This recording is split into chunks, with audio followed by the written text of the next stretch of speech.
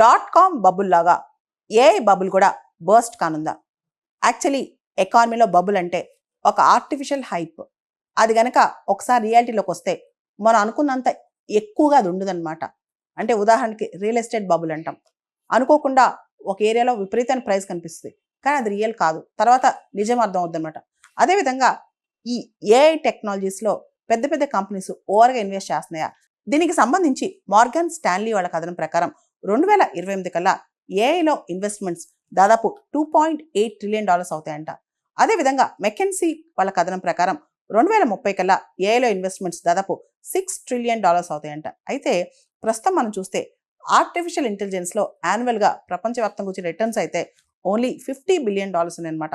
భవిష్యత్తులో ఇది రెట్టింపు అవ్వచ్చు, లేదా 3 రెట్లు అవ్వచ్చు. కానీ మనం పెట్టే ఇన్వెస్ట్మెంట్స్కి అంత రిటర్న్స్ వస్తాయని చెప్పి ఇప్పుడు కంపెనీస్ మళ్ళీ ఆలోచిస్తున్నాయి అనమాట. ఏదైతే ఏఐ నుంచి వచ్చే ఇన్కమ్ ఉందో మనం పెట్టే ఇన్వెస్ట్మెంట్స్కి ఆ ఇన్కమ్కి అస్సలు మ్యాచింగే లేదు. భవిష్యత్తులో కూడా ఇంత ఇన్వెస్ట్మెంట్ అవసరం లేదేమో. ఒకప్పుడు 1990స్లో .com బబుల్ అని చెప్పి వచ్చిందనమాట. అంటే ఇంటర్నెట్ కంపెనీస్ ఎక్కువ బాగా ఫేర్ చేస్తాయి, ఆ ఇంటర్నెట్ కంపెనీస్ వల్లే ఎక్కువ లాభాలు వస్తాయని చెప్పి అందరూ ఇంటర్నెట్ బేస్డ్ కంపెనీస్ మీద ఎక్కువ ఇన్వెస్ట్ చేస్తారు. తర్వాత చూస్తే అంత ప్రాఫిట్స్ విపరీతంగా రాలా. అలా ఏలో కూడా జరగబోతుందని చెప్పి ఒక ట్రెండ్ బయలుదేరిందనమాట. ముఖ్యంగా ఏఐ అనేది కొన్ని పీపుల్ సెంట్రిక్ జాబ్స్, ఏదైతే ఎంపతి చూపించాలో, ట్రాన్స్పరెంట్గా ఉండాలో, కాంటెక్స్ట్ని బట్టి బిహేవ్ చేయాలో దానిలో ఏఐ పనిచేయదు కదా. అదేవిధంగా ఎక్సెసివ్ ఆటోమేషన్, విపరీతమైన ఆటోమేషన్ వల్ల కూడా తప్పులు జరిగే ప్రమాదం ఉంది. రీసెంట్గా మనం చూస్తే open AI co founder Sam Altman కూడా ఆల్మోస్ట్ ఇదే మాట చెప్పారనమాట.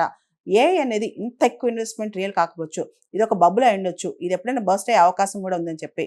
ఈవెన్ ఏఐ డిప్లాయ్ అయినా సరే చాలా కంపెనీస్లో ఉన్న వర్క్ ఫోర్స్ని తీసేయడం, అందరినీ తీసేయడం అంత ఈజీ కాదేమో అని చెప్పి కూడా చాలామంది అభిప్రాయపడుతున్నారనమాట. మనం చూస్తే రీసెంట్గా open AI market value $500 billion దాటిందనమాట. దాంతో ఒకటేసారి పెద్ద చర్చ వచ్చింది.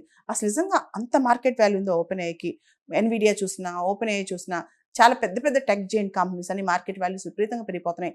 అసలు ప్రపంచంలో రిచెస్ట్ కంపెనీస్ అన్ని కూడా టెక్నాలజీ కంపెనీస్ అవుతున్నాయి. ఇవన్నీ కనుక మనం చూస్తే ఇది ఒక AI myth, AI bubble create అవుతుందా, ఇది బర్స్ట్ కాబోతుందా, ఇంత ఇన్వెస్ట్మెంట్స్ అంటే ఓవర్ హైప్ వచ్చేస్తుందని కూడా ఒక చర్చ జరుగుతుంది.